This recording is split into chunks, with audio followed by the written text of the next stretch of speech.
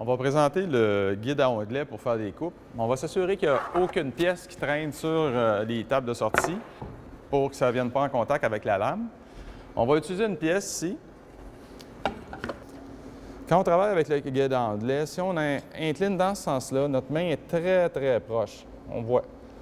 Si, au contraire, j'incline de l'autre côté et je rapproche ma pièce, on voit que ma main est beaucoup plus loin de la lame, ce qui est plus sécuritaire. Fait qu'on va toujours utiliser un angle extérieur.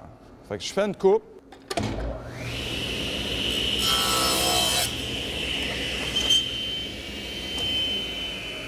J'arrête le bâti et j'attends que la lame ait complètement arrêté de tourner pour enlever la pièce.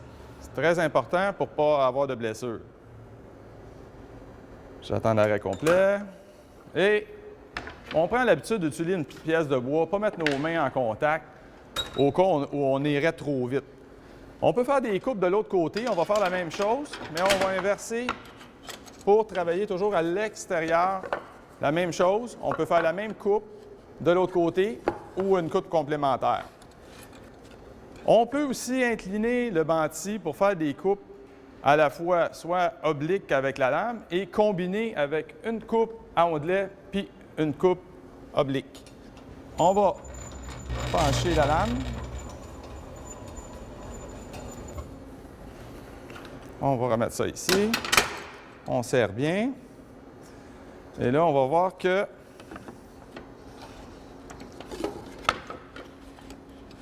on va faire une coupe de deux angles.